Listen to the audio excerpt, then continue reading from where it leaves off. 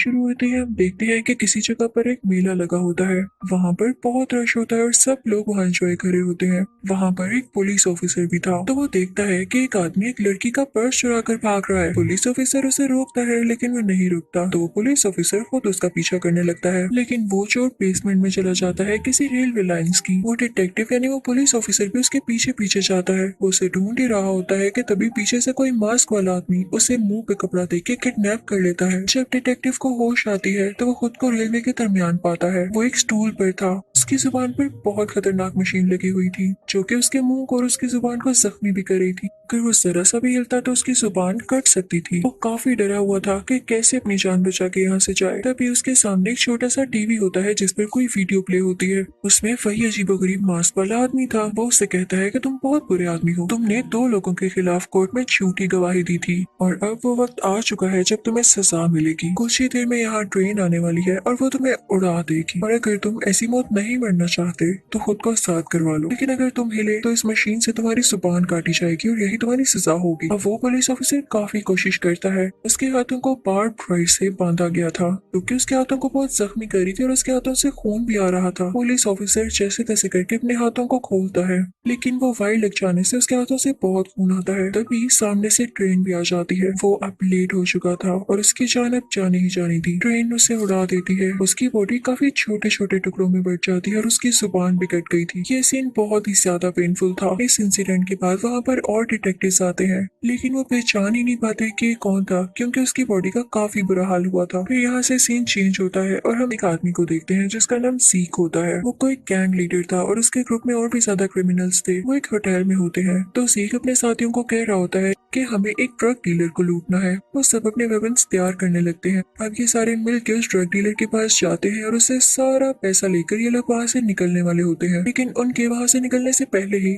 Police पहुंच जाती है, फोन को रोक लेती है और अपने साथ ले आती है। यहाँ पर हम पर एक बहुत बड़ा राज रिवील होता है कि जो आदमी सीक इन चीजों को लूट रहा था, उस गैंग के साथ मिला हुआ था, वो बेसिकली खुद ही एक डिटेक्टिव था और ये करना उसका एक मिशन था। वो एक लोकल पुलिस ऑफिसर से बात कर रहा होता है। डिटेक्टिव सीक कहता है कि मैं लोकल पुलिस ऑफिसर्स पे ट्रस्ट नहीं करता, पता नहीं वो केस को कैसे डील करें। तो जिस लड़की से बात कर रहा होता है उसका नाम एनजी होता है। एनजी उससे कहती है कि तुम्हें उनको बताना चाहिए था और तुम खुद ही उनके साथ चोरियां कर रहे हो। वो कहता है कि कुछ साल पहले उसके साथी से गलती हो गई थी। जब उसने उसको पकड़वाया तो इस बात पे उसको काफी अप्रिशिएट किया गया। उसे रिवॉर्ड भी मिला, मेडल भी मिला, लेकिन बाकी पुलिस वाले उससे नफरत करने लगे, उससे जेलस होने लगे थे। तो एनजी उससे कहती है कि इस तरह अकेले काम करना ठीक नहीं, मैं तुम्हारे साथ एक और डिटेक्टिव को साथ लगा रही हूँ। है तो वो नया, लेकिन तुम दोनों मिलकर काम करोगे। अब सीक काफी गुस्से में वापस अपनी टेबल पर चला जाता है, लेकिन वहाँ पर चूहा पड़ा होता है और वो भी मरा हुआ। उसे काफी गुस्सा आता है और उसे पता चल जाता है कि ये बाकी पुलिस ऑफिसर्स का काम है, क्योंकि बाकी पुलिस ऑफिसर उससे काफी जेलस होते थे। लेकिन तभी वहाँ पर नया डिटेक्टिव आता है और उससे कहता है कि आप मुझे अच्छे लगते हैं, मैं आपके फादर से भी बहुत इम्प्रेस हूँ,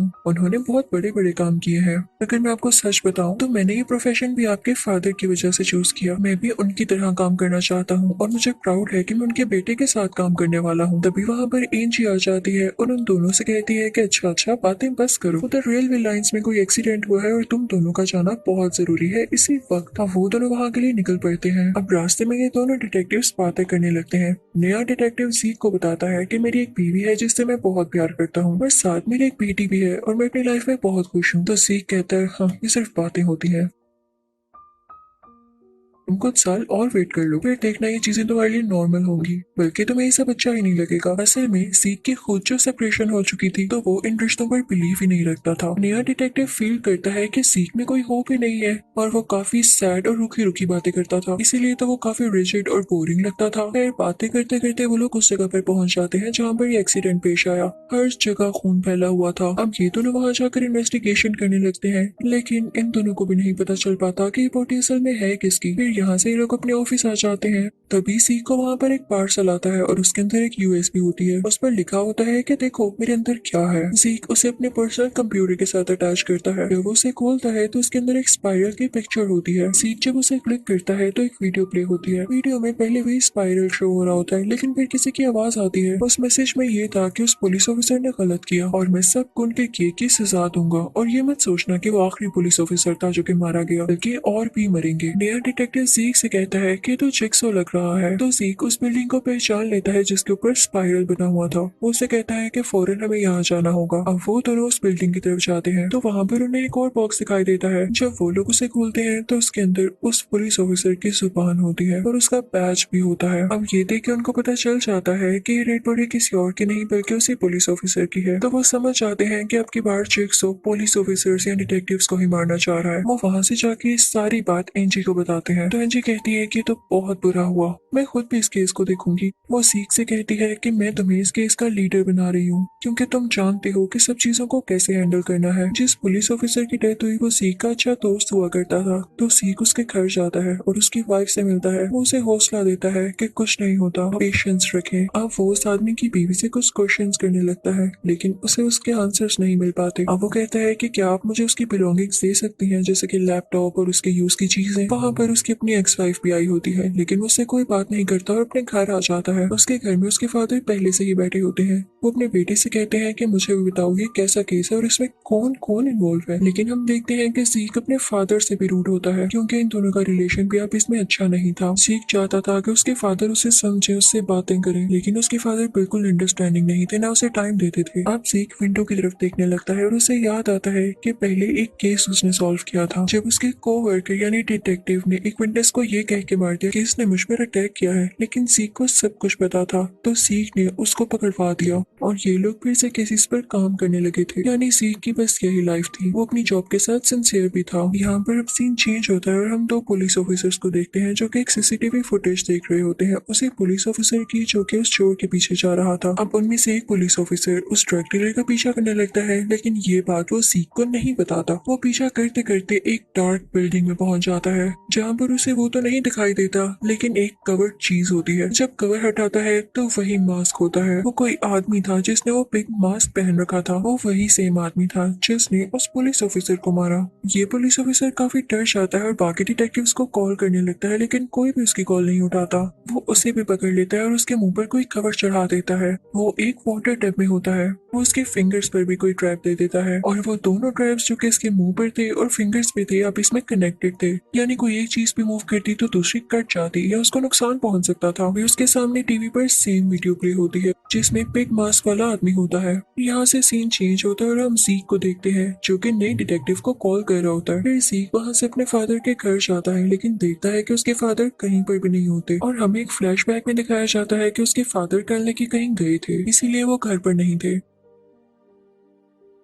अब अगले दिन सी को एक और पार्सल रिसीव होता है जिसमें एक बॉक्स में एक और यूएसबी होती है। जब सी को यूएसबी प्ले करता है तो उसमें एक डॉल दिखाई देती है और उसकी शक्ल भी बिग मास से मिल रही थी। अब सीक पुलिस के साथ एक जगह पर जाता है। वहाँ पर एक गाड़ी भी खड़ी होती है लेकिन जब सीक उस गाड़ी का दरवाजा खोलता है तो उस गाड़ी में से एक मरा हुआ पिग बाहर आता है। सीक को ये काफी क्रीपी लगता है। वहाँ पर उसे एक और बॉक्स मिलता है जिसमें उसी पुलिस ऑफिसर की उंगली और बैच था जो कि वाटर टब में उसी ट्रैप में मर गया। सीक को ये बात काफी अजीब लगती है और वो उस जगह पर जाता है जहाँ पर वो पुलिस ऑफिसर आखिरी बार था और जहाँ पर उसकी डेथ हुई। वहाँ पर उस पुलिस ऑफिसर की डेड बॉडी होती है और टीवी भी चल रहा होता है वही जिस पर वो वीडियो प्ले हुई थी। फिर फ्लैशबैक में हम देखते हैं कि इस पुलिस ऑफिसर की डेथ कैसे हुई। वीडियो में वही मास्क वाला आदमी उस पुलिस ऑफिसर से कह रहा होता है कि या तो तुम अपनी उंगलियां काट लो या तो इस पानी में करंट छोड़ दिया जाएगा और तुम मारे जाओगे। लेकिन वो पुलिस ऑफिसर सेम उसी तरह से टाइम पर खुद को छुड़ा नहीं पाता और वो मारा जाता है। बाद में उसकी फिंगर्स भी काटी जाती है। जीक सोचता है कि ये काम जिक्सो का नहीं हो सकता क्योंकि वो पुलिस ऑफिसर्स को स्पेशली क्यों मारेगा। ये जरूर कोई पुलिस ऑफिसर से बदला लेना चाहता है और हमें इसको पता लगा कर ही रहना होगा। वो नया डिटेक्टिव जीक से कहता है कि आप याद करें आपकी किसी के साथ दुश्मनी तो नहीं। वो उसे कहता है कि हाँ, मैंने अपने एक दोस्त को पकड़वाया था क्योंकि उसने एक विटनेस को मार दिया था। वो अब फ्री हो चुका था तो जीक उससे मिलने के लिए दोबारा जाता है। वो अब एक चर्च में था और चर्च को ही सर्व कर रहा था।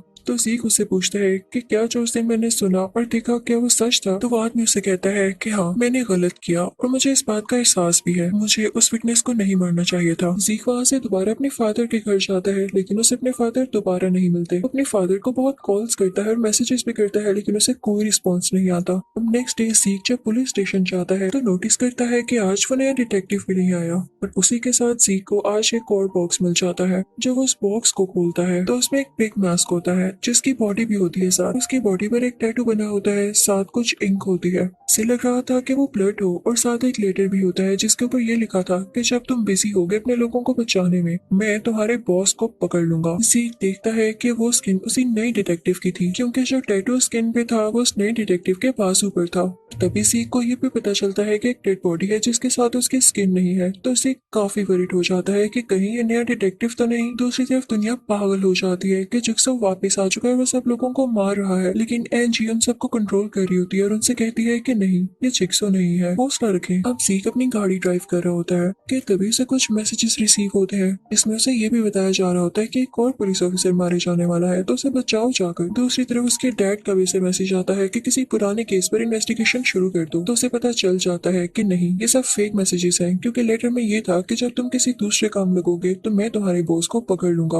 वो इनको इग्नोर करता है। सीख फौरन से वहाँ पुलिस स्टेशन की तरफ निकल जाता है। दूसरी तरफ हम एनजी को एक डार्क सी जगह पर देखते हैं जहाँ पर वो किलर भी होता है। वो उसे पकड़ लेता है, जहाँ पर वो उसे एक सौ के ऊपर लिटा देता है और उसका काफी खून निकलने लगता है। और फिर इसके बाद वो एनजी का फेस एक कपड़े से कवर कर देता है। तभी वहाँ पर एक रिकॉर्डर में एक ऑडियो प्ले होती है। उसमें बोला जा रहा होता है कि आज तक एनजी तुमने बहुत सारे केसेस लड़े, जाहिर है उसमें क्रिमिनल्स भी होंगे और इनोसेंट भी, जो कि मारे गए या जेल भेज दिए गए। अब जिन इनोसेंट को तुमने जेल में भेजा या मरवा दिया या उनके हक में बोल नहीं सकी, उनकी फेवर नहीं कर सकी, तो इसके बदले में अब तुम्हें सजा मिलेगी। अब तुम्हारे पास दो ऑप्शंस हैं, या तो तुम अपनी बैक बोन 100 के साथ लगा दो, इसे पुश कर दो, ये कट जाएगी, या दूसरी ऑप्शन तुम्हारे पास ये है कि तुम्हारे फेस पर गर्म गर्म वैक्स लगाई जाएगी, इससे तुम्हारी फेस की स्किन उतर जाएगी। लेकिन उससे पहले एनजी को जो टास्क दिया जाता है खुद को छुड़वाने का, वो खुद को छुड़वा नहीं पाती। टाइम ज्यादा हो जाता है और वैक्स उसके मुंह पर गिरने लगती है और वो बेचारी यहाँ मारी जाती है। अब सीख वहाँ जाकर सीसीटीवी फुटेज चेक करता है तो देखता है कि उसमें से 13 मिनट की वीडियो डिसअपेयर है, यानी किसी ने उसके साथ कोई छेड़छाड़ की थी। अब सीख देखता है कि किन किन पुलिस ऑफिसर्स के अकाउंट एक्टिव है, क्योंकि जिसका एक्टिव होगा उसी ने छेड़छाड़ की होगी। तो वो देखता है कि उसने अपने जिस साथी को पकड़वाया था, जिसने एक फिटनेस को मारा था, उसका अकाउंट एक्टिव था, हालांकि अब वो पुलिस में नहीं था।